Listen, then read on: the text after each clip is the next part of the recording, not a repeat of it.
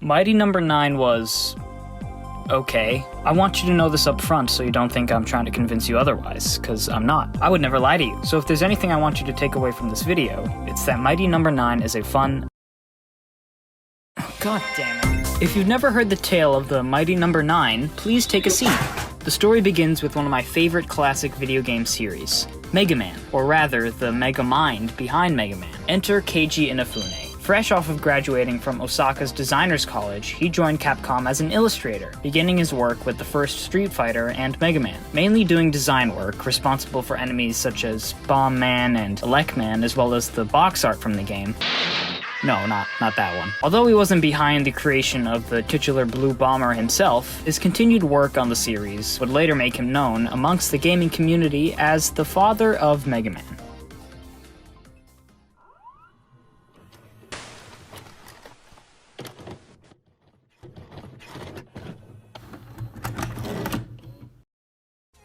Although the first game didn't sell particularly well, it reviewed well amongst critics, so Capcom allowed for development to begin on... Professional Baseball Murder Mystery. We have to talk about this game. I highly doubt any of you have heard of it, but Professional Baseball Murder Mystery was a game released on the Famicom, and is a parody of the baseball simulator games that were really popular on the system. Instead, Professional Baseball Murder Mystery takes baseball sim to the next level, where you control a baseball player who is framed for murder and must solve his own case while on the run from the police. This game is so funny. There's also a mini game where if you run into the police, there's a shoot 'em up sequence where you gun down law enforcement. Turns out it was only sold in Japan, which is really weird considering baseball is most popular in the US, so why make a murder mystery based baseball game that won't even be localized and sold in the region where the sport is most popular? I don't know. I think it's because it's considered a parody of a line of successful Japanese baseball games, or maybe it was the murdering cops thing, I don't know. Okay, back on topic. Capcom allowed for a sequel to Mega Man as long as the Antifa baseball game was completed. Inafune continued development on Mega Man 2 and Mega Man 3, which were both considered classics, continuing to do design work. He created Zero from the X series, and from there continued work on every single mainline game in the series. Slowly his role as character designer began to expand, eventually becoming producer for the 8th game. He was also accredited for many of the spin-off titles, one of which being Mega Man Legends, a cult classic third-person reimagining of the original games. Keiji Inafune's role in all the Mega Man games made him quite popular with fans of the franchise. I can't think of any other person who consistently worked on these games in such a prominent role, so naturally, Keiji Inafune became known as the father of Mega Man. And there's nothing wrong with being known as such, it's just that, an unhealthy atmosphere of brilliance and perfection forms around a creator amongst a fan base, and sometimes, yeah, the idea has some merit, but most of the time, people will begin to blindly follow a creator into a pit of disappointment. A pit of disappointment that begins as a promise, as a pipe dream that everybody wants to believe. Enter Mighty Number 9. Inafune famously hated the Japanese games industry, stating that they lacked the innovation of the Western games industry, which I don't completely agree with, but it was his belief that Japan was way behind, which is the main reason he made the decision to leave Capcom. I gotta give mad respect for this decision. At this point, he had risen amongst the ranks and was at a relatively high position at the company. He could have stayed complacent in his place, produced more games, but he took a massive risk by leaving the company he had worked in for 23 years, all because of his desire to improve the state of Japanese games. Perfect.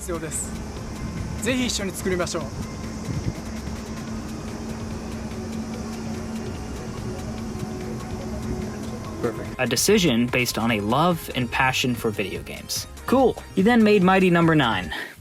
Not so cool. He established two companies, one named Intercept, a game development studio in Tokyo, and the other called Concept, an idea studio. Concept's role was to design video games, not actually produce them. The actual development portion was meant to be done externally, so Concept teamed up with Inti Creates to make a little game called Mighty Number 9. The concept behind Mighty Number 9.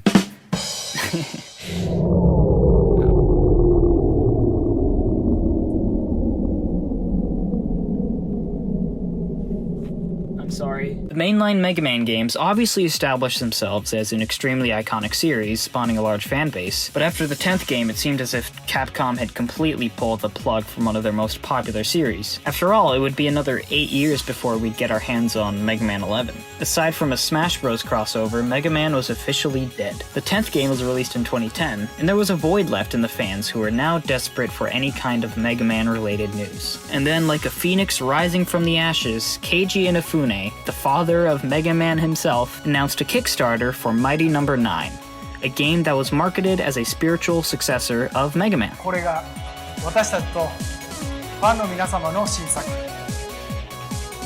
マイティナンバー9 The news at PAX sent fans of Inafune, fans of Mega Man new and old, into an absolute frenzy. The Kickstarter crushed its $9,000 goal in just 2 days after it was announced, and amassed a total of $4 million by its end.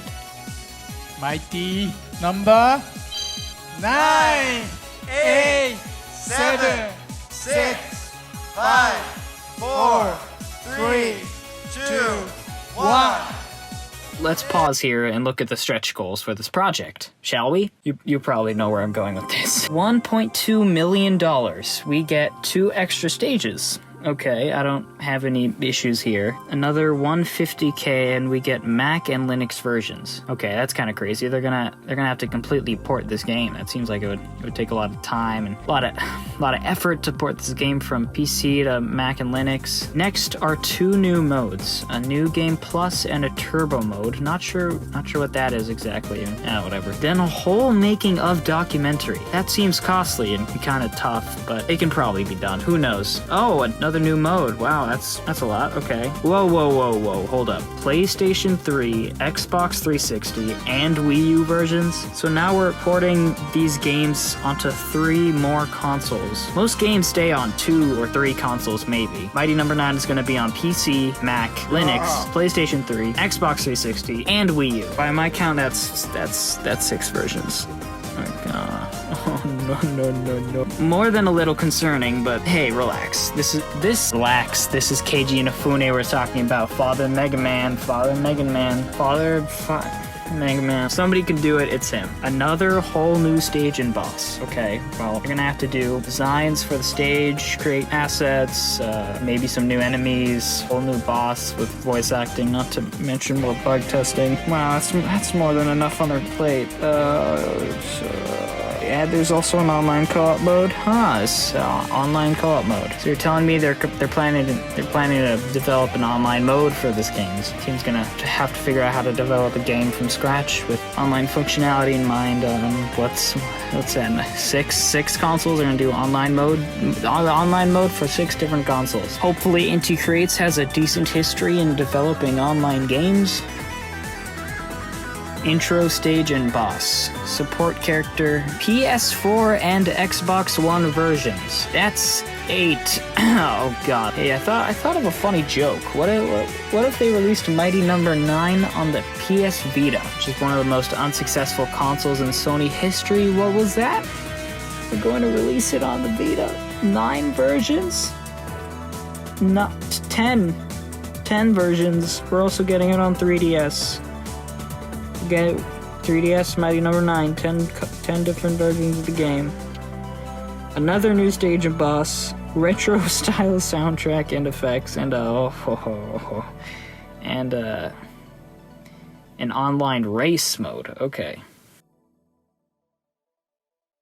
They also promised their backers everything from a copy of the game to t-shirts to physical game boxes, plushies, hardcover art books, 3D printed models, and dinner with Keiji Inafune himself. I'm not even joking.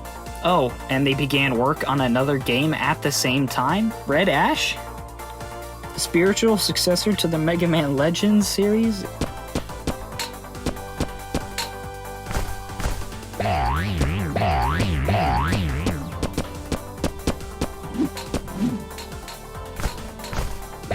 Oh, and also a Mighty No. 9 anime. I think there's been a mistake. This whole game was a mistake! Really? Okay. They were doing an anime. I know all this stuff. I'm just Pretending like I don't. An animated show based on a game that hasn't even been released. Wow, they're really putting all their eggs in the basket and also taking them out at the same time. Okay. Guys, I don't want to put the cart before the horse or anything, but I think they put the cart before the horse.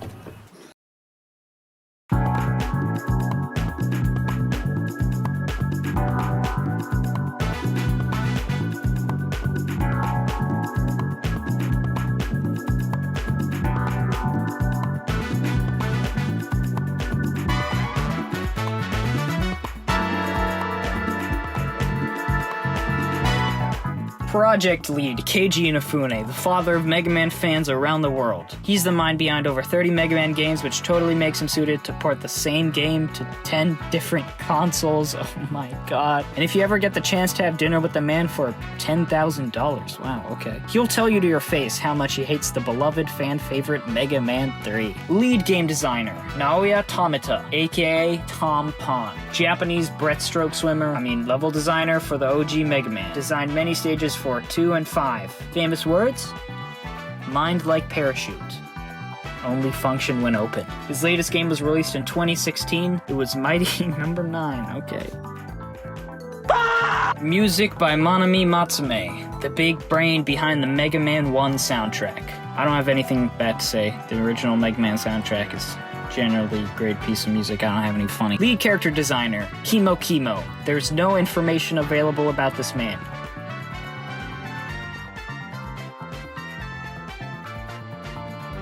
Takuya Aizu, the big boss over at Inti Creates. Has multiple Mega Men under his belt, isn't shy from an occasional temper tantrum though. Koji Imida.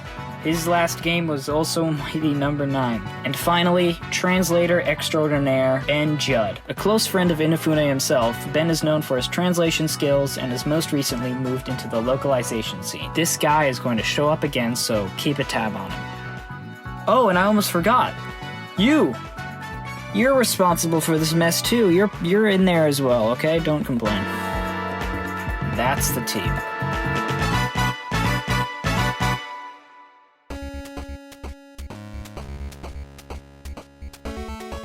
It is the present year. Breakthroughs in robotic technology have ushered in a new era of peace and prosperity. Violence is confined to the Battle Coliseum, where robot combatants face off in spectacular duels.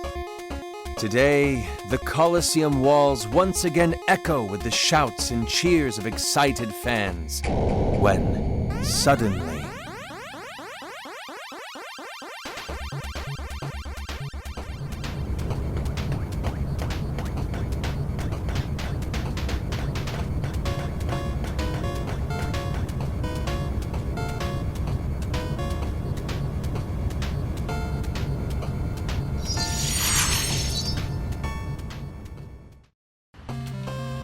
System ready? Go! Professor! Back! And functioning normally, it would appear. What on earth has happened? It's chaos everywhere. Well, we won't figure it out here. We must make for the laboratory, and quickly! Beck, you forge ahead and clear a secure path. I'll follow and monitor your progress. Yes, sir! So this game's opening mission starts off on an express highway just like Mega Man X, which is such a bad decision. Instead of coming out the gate with a new style and environment, something we haven't seen before from a Mega Man opening level, Mighty Number 9 introduces itself right off the bat as derivative and objectively worse in every way to its contemporaries. It boggles my mind why they chose this to set as an opening mission. In Mega Man X, you get dropped in and it's just like, go, go, go! As soon as you take your first step to the right, there are cars and trucks that are fleeing from the right side of the screen, leading you in that direction, so you run towards the action, and it's exciting and it's fun, and the backgrounds are stylish, and the music kicks in, and first enemy starts shooting missiles at you. It's a great kinetic way to start the game. Mighty Number 9, as soon as you spawn in, locks you into some dialogue. And it's weird because this character, Dr. Light, is telling you, oh, there's chaos everywhere. And yeah, there's a car in the background, and in the way there's some smoke. But why stop the player dead in their tracks to tell them this instead of just showing it to them? Let them experience it themselves instead of forfeiting control and having it being told to you. And you can probably guess what happens like 5 seconds later. Once again, the president has declared a countrywide state of emergency. I'm Joe Biden. This is the Wired autocomplete interview I'm about to do. I'm being told we have a comment from Gregory Graham, CEO of Cherry Dynamics. Cherry Dyne, of course, being the world's leading robot manufacturer. Attention! Attention! Is this thing on? Oh. My fellow Americans, in this time of crisis, we at Cherry Dyne would just like to express that this isn't our fault. It's that Dr. Blackwell. He's the one behind this. Blame him! We at Cherry Dyne are doing all we can to help fix the situation. It's Blackwell. Hello, is this thing on? Avi? And now let's go live to our Eye in the Sky Avi for today's Avi News Traffic Report. Thanks, Avi. As you can see, we've got a few accidents eastbound on, well, everywhere! Mighty Number 6? What does he think he's doing? Unless... could he be malfunctioning too? I'm big on ice cream, and that puts me in real trouble. The game then introduces you to its dash mechanic, the only thing that really makes this game worth your time. So if you weaken an enemy enough by shooting them with your bullets, they start glowing a weird color. So now when you dash through them, you assimilate them or something like that. You essentially kill them and gain a bonus for a short amount of time, like fire rate or speed. The act of dashing into enemies builds up your points, combo meter, a bunch of number stuff that doesn't really matter. I do have to say though that it's pretty satisfying dashing into weakened enemies, and it's probably the most fun part of the gameplay. Every time you absorb an enemy, it feels like the game like freezes for a second. It adds a sense of like weight and impact. And again, it's very satisfying. Gotta give credit where credit is due. In terms of what we played so far, it definitely is the most fun. It's a pretty low bar, but you know, still. But this is also where the complaints start rolling in. The game doesn't feel like it's designed around this mechanic. Despite being the only element that feels different and unique, something we haven't seen before, the game doesn't limit you from just constantly spamming dash in the air to go super fast and cross a lot of ground. Not only does Beck travel way faster, but you can change direction mid-dash, which encourages the player to use it almost as their primary movement option. But then they drop in enemies that completely block your movement, and sometimes they even throw insta-kill walls. Sometimes it's a tight platformer, sometimes it's a fast-paced bullet hell of sorts. Mighty Number 9 is constantly at odds with itself. It doesn't stay consistent with a single style of gameplay, which just leads to a really frustrating game sometimes that does not flow cohesively. Society!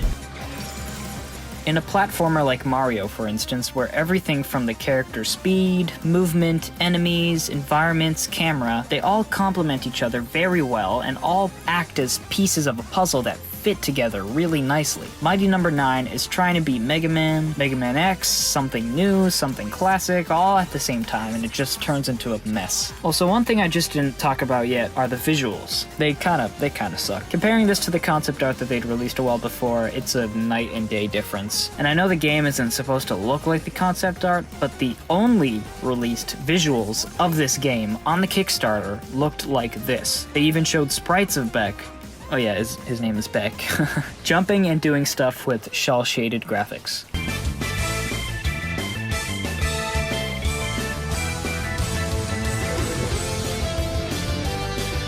My life is nothing but a comedy. Which I guess were dropped sometime in development due to money or something. Hey, maybe it was the 15 ports they wanted to do. I will never get over that number. Super Nintendo, Mighty Number 9 different ports for this game, oh my god. And the keen audio people will be able to piece together how, in the default version of this game, the music is mixed in terribly. You can barely even hear it.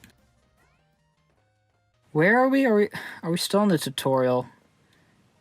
I'm gonna mighty number off myself, dude. So you do the thing and you get to the end of the stage and fight a boss that looks like my gym teacher. That was a joke. My gym teacher wasn't a four-legged construction robot. In terms of bosses go, this guy is pretty good. No complaints here, aside from my thumb that's currently in pain after spamming the square button for so long during this boss fight.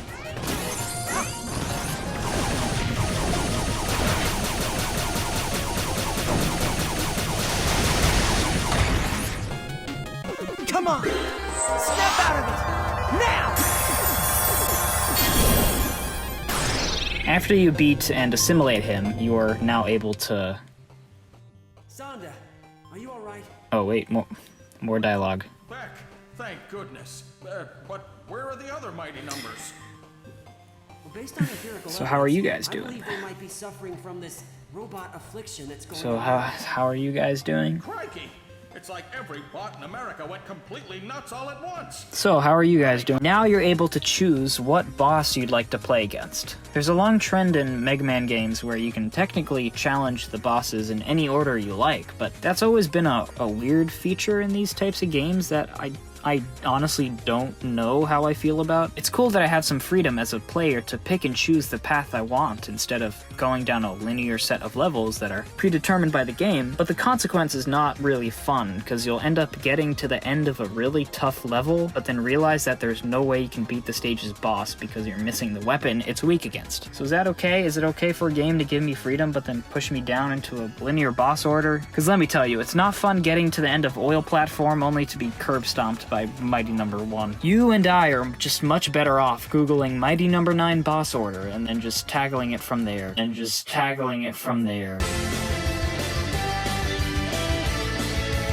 Because the sooner this is over, the better. System ready? Go! What is this place? A military base they shut down years ago. It should be all but empty inside. Beck, I'm reading multiple robot signatures ahead. Proceed with caution. So we start off with Mighty Number 5 Battalion. It's an okay level, I think. Okay for Mighty Number 9 standards, at least. Enemies aren't overly infuriating. The obstacle and enemy placements are pretty spaced out, so you're not constantly dashing into enemies by mistake. If you defeated Cryo in the previous level, he'll show up and help you out at one particular spot that's not that challenging anyways, but we take what we can get. Cryo, I've told you. Never mind. He'll serve as an adequate distraction. Proceed, Beck. Military base as a level concept isn't the most interesting thing in the world, and this level definitely isn't. But you can see that the team at least tried to vary the look of the stage a bit. Sometimes you're fighting outside, on conveyor belts, on top of storage containers, in an airplane hangar. It varies the look just enough to not get sick of the theme, but nothing is very memorable about it either.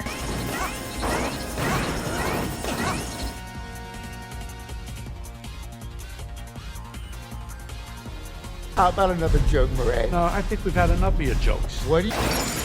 But there's some jank. Like this guy who, after you ignite this explosive barrel, just kind of hangs out up there. And once again, we have insta-kill terrain in the gotta go fast game, and there's extremely tight platforming involved, where you can fall in the insta-kill spikes, the box can fall over your head, it's just dumb. They were trying to go for a Mega Man feel here, but controls are not as responsive, and it just doesn't work. Also, the section in the air hangar is weird. When you enter the area, this voice line from Bat plays. You got guts, maggot. I'll give you that. But you're too late. Attention all hands! Commence the invasion. Let loose the dogs of war. Charge! Beck, I'm picking up large clusters of robots headed toward the city from your location. What in tarnation? Is he trying to start a war? Beck, you've got to hurry! It seems as if the plan was supposed to have a bunch of robots in the hangar and prepare to, take off or at least see some kind of army in this giant open hangar, but instead it's just completely quiet and dead and lifeless. I have a suspicion that the original intention was for the player to actually see this robot army, which would have added more excitement and tension. It's a good idea, but because it's just relegated to Bat sending out his army and Call letting you know that there's a bunch of robots headed towards the city, it comes across as weird and awkward. awkward, which is a shame because this could have really helped this level stand out and, add more stakes. One last thing to say about the level is that the gimmick seems to be these mines that are placed down on the ground, which is interesting again in concept, but Beck has an infinite dash and can skip them altogether. So why are they here? It's not like they do any major damage, so it just ends up coming across as a minor inconvenience than a major obstacle or anything. But I do have to say that Cryo's weapon actually helps with these mines. You can shoot them from a distance and freeze them, thereby rendering them useless, which is cool. In previous Mega Man games, the super effective weapon for the boss generally is only useful against, well, the boss. You never really see the practical application for the weapon in the stage itself. So it's cool to actually see Cryo's weapon actually help with this stage's gimmick. But again, would you rather shoot a mine with a weapon and then wait for it to explode?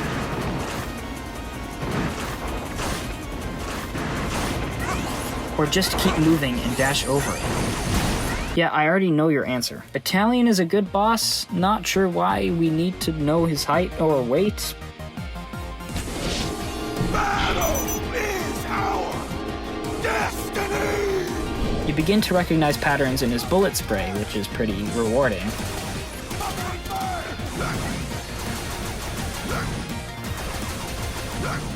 He has attack that has you dodge a mine that is fired at you. Overall, it's pretty good. If you use Cryo's weapon, you can actually visibly freeze him. In other bosses, using the effective weapon generally means his health bar goes down faster. But here, being able to visibly see Battalion slowly freeze up is cool. Yours is not to reason why. Come on! Snap out of it! Now!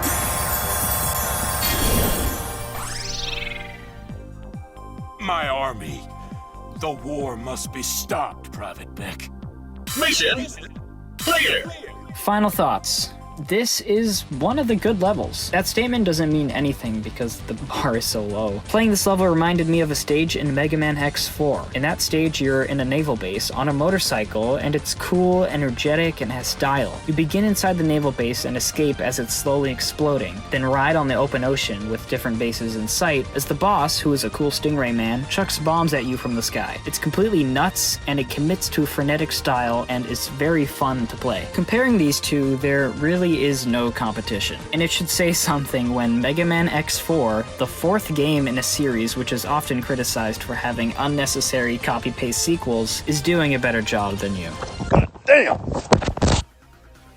Okay, next up is mine.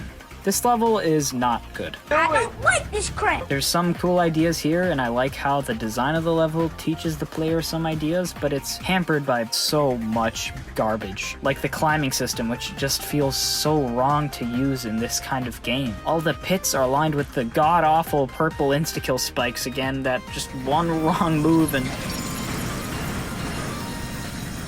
Game over. That's so stupid. How about the Playing through the level a second time, I like how it starts off. If the player absorbs the first enemy, they're given the red power-up, which allows Beck to shoot through multiple enemies. So when you find the next one and shoot through it, you can see that the bullet bounces off the object in the back, which hints to the player that this giant drill, which appears later in the level, cannot be shot or destroyed. Your bullets will just bounce right off. Okay, so we're taught that this thing cannot be destroyed. Cool. Problem is that the bullet doesn't travel far enough to actually reach the drill. It kind of just disappears. Nor is the screen size large enough to actually see the drill at this point. The player actually has to intentionally shoot this thing that blends into the wall and make that connection. After this, we have to climb down a hole by attaching to these ledges, and I've got to say that this kind of vertical movement in this game sucks. Here you can't drop down, instead you have to like jump up, wait to pass the ledge, then grab onto the next one. It's a weird mechanic that feels so half-baked, and this entire level has you use it. Oh, and there's falls to our favorite tile in this entire game, but the screen view is so small you can't even see what's below you. And you can also get crushed by this moving platform. This level is full of tight platforming that just sucks. There are lots of new enemies though, which is a positive, but again, a positive for Mighty Number 9 is not that great of a praise. There's literally a ripoff of an enemy from the earlier Mega Man from design down to their movement and function. This thing that shoots boulders There's a spider and a flying crane box thing. Nothing interesting. You can find more interesting enemies in, well, professional baseball murder mystery. The drills also make a return, and they also add this purple electricity, hopefully to trigger players' PTSD. You hide in little hidey holes and make your way down to the base of the mine. You also find Bat, which helps you out the same way if you beat Cryo in the last stage, he'll help you with a section of the level. And speaking of Cryo, the same way you could disable mines in the last level with its weapon, Bat's explosives can be used to help the player destroy certain boulders. This doesn't amount to much, but you may find a hidden power-up or maybe a shortcut, but it's a cool way to set the player in the right direction. Then we have the big set piece of the level, a bigger drill. Very exciting. It slowly moves towards you. You have to clear a path. It's fun until there's just more of this. You have to be super precise with your movements. If you land on top of this platform and then try to ledge hang, then... Game over. The boss fight is so forgettable that I forgot. Overall, this is just a bad level. Now, I don't want to go through every level in its entirety, so I may just speedrun a few. Next up is Highway. I think this is the best stage of the game. You're jumping from car to car in the middle of the rain. Enemies are not annoying. I didn't see the color purple in the stage, which is obviously just...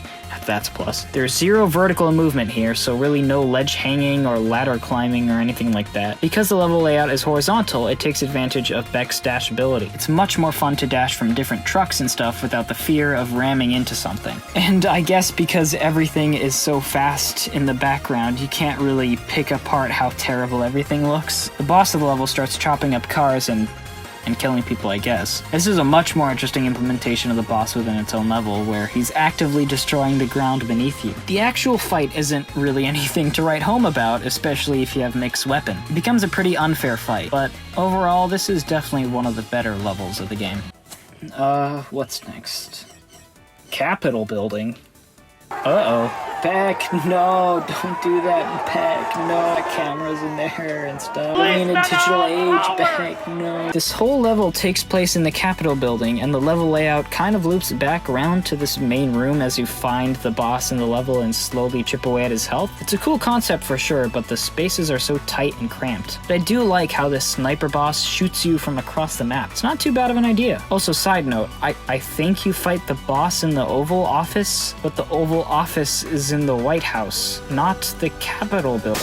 Next level is Radio Tower. I really like this level. This ranks up there with Highway for me. It's actually a vertical level where Beck has to scale to the top of a tower, but there's enough horizontal movement that still makes it feel very fun and free. And most of the vertical movement has much more to do with ladders, which is better than the ledge stuff. There's some jank, like from military base, like certain enemies seemingly running at a lower frame rate than everything else, but the level layout feels very free. The past levels were very concerned with dark caves, underground hideouts, small rooms. This feels like such an open and unconfined space, which makes it instantly more fun than some of the others. Miss you so much. There's a handful of bad stuff in this level though. The gimmick of the boss is that he's a news reporter, so throughout the level he just commentates over what you're doing, and he has the most annoying voice in the entire game. Testing, check one, check two, sibling. And now, live from Aussie News World Headquarters, continuing coverage of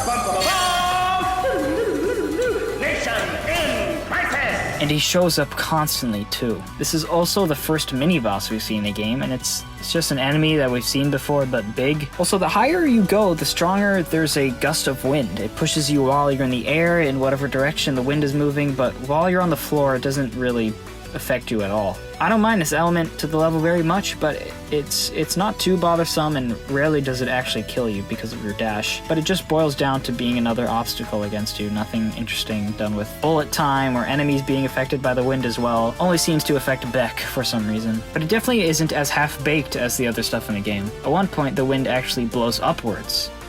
Don't ask me how. And it makes you jump higher. Your dashes give you some upward vertical height as well, which kind of defeats the purpose of having platforms and things to guide Beck up if he could just dash to the left and dash to the right until he reaches the top. But it's fun, so I'll give it a pass. Boss is just meh.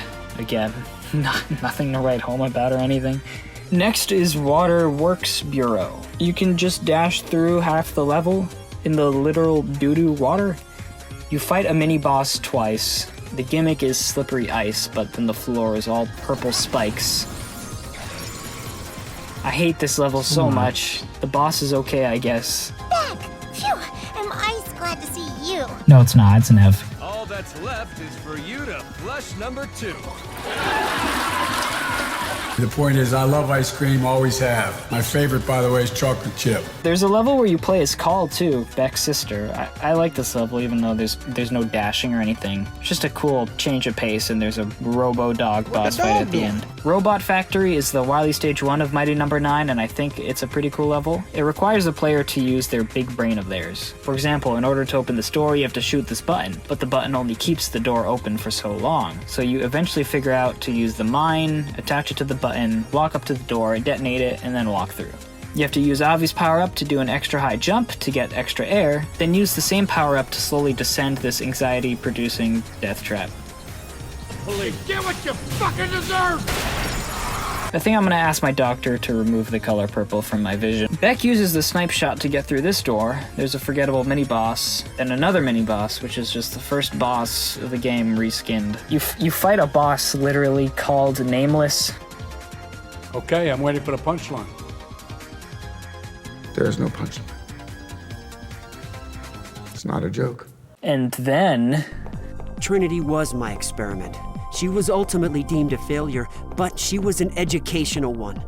I put everything I learned from creating her into Mighty No. 9. Beck is our only hope of stopping her. Wait a minute. I didn't recognize you with that ridiculous hairdo, but you're Bill Blackwell! No, my name is William White. I'm not Bill Blackwell. And I haven't been for a long time.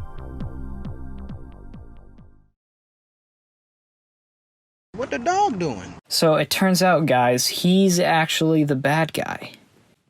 We don't care. Who said that? Then we get to our final stage of the game, the Battle Coliseum. And if you thought this game would end on a good note, then I have not taught you well. This level is cruel, annoying, tough, and long, ending with the hardest boss fight in the game with 2 phases. So where do I start? The enemies of this game literally go through the walls of the stage. I don't know why. They look like they're made from the same material as the walls, but it doesn't make sense. They're blocks in the game whose existence is to just piss you off. If you destroy them and take too long to dash through them, they will regenerate and block your path again. And when you finally reach the end, you're going to be sent straight back to the beginning, because Trinity, the final boss, is just so hard. Not hard in an unfair way or anything, because Trinity has her usual patterns in her first and second phases, but her attacks do so much damage, so you end up playing this level over and over and over again, slowly pinning down the boss in the process. And how fitting that the final, toughest boss in the game is that Bob Ross Byzantium purple looking color. It's infuriating getting hit by one little attack and then seeing it take like a quarter of your health bar. Her first attack is a literal yellow devil from Mega Man 1. Nice to see how much we've progressed since 1987. There's an attack where she rains down purple stuff and the only way to dodge the attack is to get to the high ground and then jump over her. She'll sweep the underside to give you the chance to attack. Then she turns into a giant purple plant where she just runs at you. Then does a bunch of different projectile attacks or something. But I gotta be honest, after losing over and over and over again, playing through the same stage again and again and again, not only getting better at fighting Trinity, but perfecting the whole stage, understanding the layout, enemy placements and stuff, I kinda gained a greater appreciation for the game. There's something equally as infuriating and fun in Mighty No. 9. Trying to perfect your runs and chaining combos is fun. There's a lot to love and a lot to hate, but looking back at my time playing, I had a good time. Mighty No. 9 is not a great game by any stretch of my imagination. I hesitate to even call it a good game on a technical level, but I enjoyed my time. Something about the low-quality, glossy textures, pizza explosions, and its commitment to, well, just kind of being what it is. What it is being a worthy Mega Man successor, which, although it's not, is kind of endearing and charming. I don't know, this game definitely kind of grew on me. I certainly wasn't mad or regret my time playing this game. After all, I didn't crowdfund this on Kickstarter, nor did I pay for the game. I got it for free on PSN. I've got no stakes in this at all. I like Mega Man and all, but I don't care about this game's success either way. But I still had a decent time playing it. The same way people found more enjoyment out of the Snyder Cut due to comparisons to the Whedon Cut, the added context of this failed multimedia effort to expand Mighty No. 9 into a game franchise on 30 different consoles and an anime honestly added something more enjoyable to my experience. As much as the video game industry pushes developers into messiah status, most games are not the work of one person. It's a team effort. Keiji Inafune ain't no father of Mega Man as much as people wanted to believe. But also, more importantly, I hope the legacy of this game reminds people of the difficulty of game development. I mean, these guys had so much. A pretty decent team with experience, a rabid and supportive fan base ready to give their life to this game, and stacks of that sweet Kickstarter cash. I mean, most indie devs don't have any of these things, but you can't create a game with them. Mighty No. 9 was a crazy pipe dream for Mega Man fans to recapture the love of their favorite franchise. And when they delivered a painfully mediocre Mega Man clone, well, it sucked for all parties involved. But when this game was released, it was an absolute disaster. Remember that guy on the team, Ben Judd, Inafune's translator? I told you to remember him, you better have not forgotten. I told you to remember him, you better. Well, on a Mighty No. 9 livestream release party, Inafune and Ben were doing a little Q&A. He translated Inafune supposedly saying, So there's not any additional DLC beyond the Ray DLC. The reality is they put everything into making this game. They didn't try to microtransaction it out. They didn't try to DLC it out for extra money. They put it all in. So for now, this is what you see and what you get for the Mighty No. 9 world. But again, we can hope that if things go well, there'll be sequels. Because I'll tell you what, I'm not getting my 2D side-scrolling fill.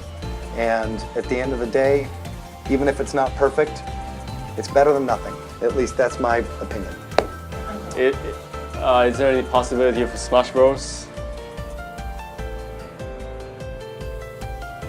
At the end of the day, even if it's not perfect, it's better than nothing. Every major gaming news ran with that quote. People were already furious at Inafune for the quality of this game. This just added fuel to the fire. But if the media had done a little thing called fact-checking, people would have realized this was Ben Judd's quote, not Inafune's himself. It's better than nothing. At least that's my opinion.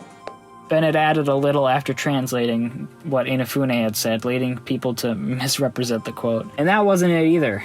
The main trailer for the game featured one of the most condescending narrators I've ever heard. Stuff that'll make you faster and stronger and make the bad guys cry like an anime fan on prom night. This marketing strategy really made people mad. Also, did we just forget about the animated series you were making? The marketing and release of this game was a disaster, to say the least. And so was the critical reception. Nobody was really saying this game was good.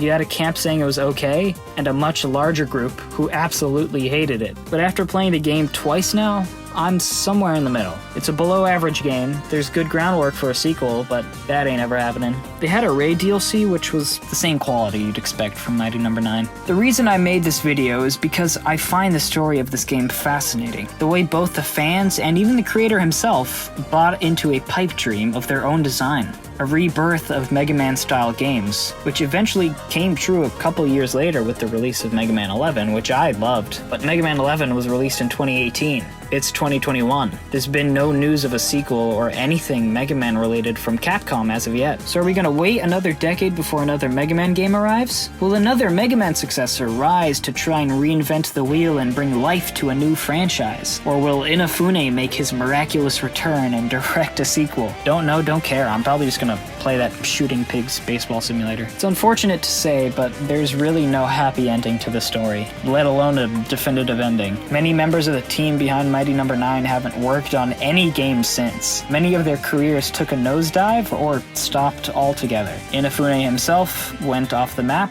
The one game of his that wasn't cancelled since Mighty No. 9 was unsuccessful and shut down back in 2020. The man who left his comfortable top job at Capcom in protest against gaming's lack of innovation has been stuck making mobile games. That's a pretty sad tale. You either die a hero or live long enough to make Mighty No. 9. Red Ash, the game that they were producing at the same time of Mighty No. 9, hasn't even officially been cancelled yet, and no new Mega Man content is in sight. Mega Man 11 released back in 2018. We're approaching the 4th year without any news from this game series. We're back in the Dark Ages again, baby. So we don't really have an ending, after all. It's really just an open book. We've just come out of a really bad chapter of that book. Hopefully the next won't be so bad.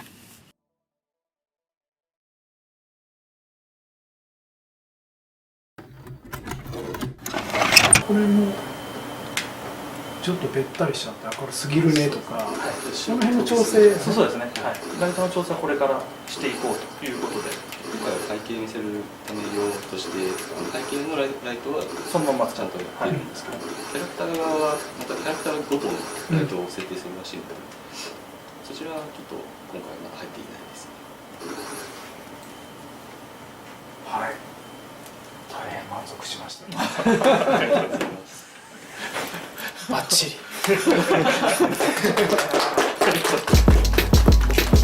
20XX, we living in the future now. Getting by a little better than we used to now. But it ain't all good, cause my hood's in a panic. So the government suggested robotic enhancements. It's to level the playing field, but they ain't playing fair, so they be forced to yield. Dr. White made 9 siblings, called the mighty numbers to boost competition. Always in the top ranks, they weren't dangerous, they probably shot blanks. But one day there was a cybercrime that made the top robot team lose their minds. The control of the facility, squander utilities. Now the world is in danger, are you feeling me? But one of the bots was unaffected. Now it's up to him alone to protect us. The most unlikely to succeed, lacking the power and speed he's probably gonna need. Once the weakest link of the family, now he's the final hope of humanity. In everyone's life there comes a time, and it seems this one is mine. My talents were undermined, now I'm the one, mighty number 9. In everyone's life there comes a time, and it seems this one is mine. My talents were undermined, now I'm the one, mighty number 9.